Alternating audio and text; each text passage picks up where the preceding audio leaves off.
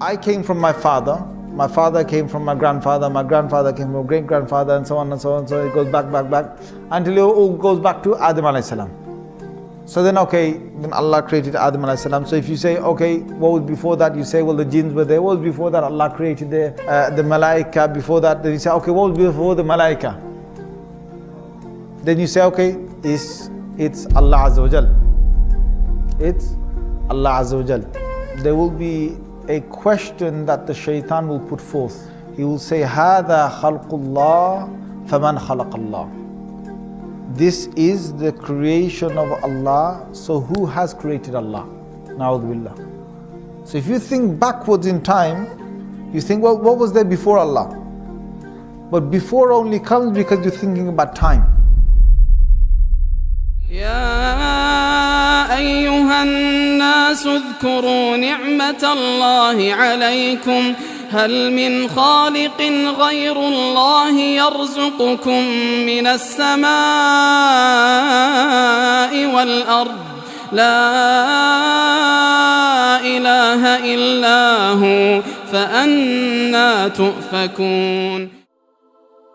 So before Allah Azza wa Jal, there is no before. That question doesn't even exist. There is no such thing before Allah. Allah was there, finished.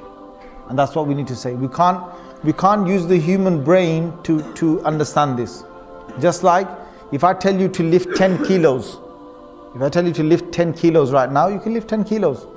If I tell even a super strong person, you lift with one arm 1,000 kg, can you do it? No. If I tell him to do 10,000 kg, can you do it? No. So there's a limit to this, the limit to the muscles.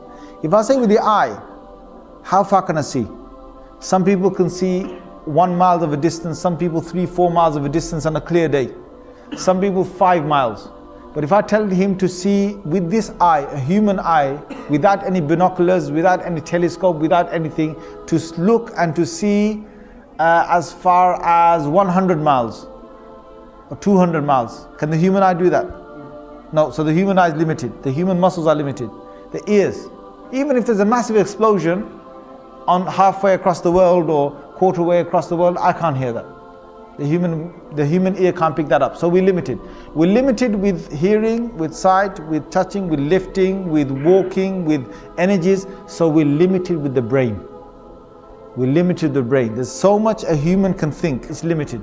So would me and you be able to know about the unseen world, about Allah, without any prophet? Yes or no? Yes or no? We can't. It's only through the prophets. So whatever the prophets now tell us about Allah, we have to trust it. The human can't bring now new arguments about Allah from himself. It won't work. Because the whole concept of Allah is not a man-made thing. Allah has sent prophets to the earth to talk about God.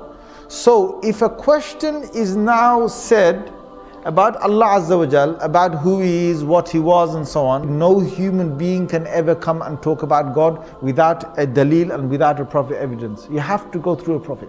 So when philosophers, when scientists, when your normal ordinary human beings, they talk about God and that God must be this, God must be that, we do not accept the authority of anybody.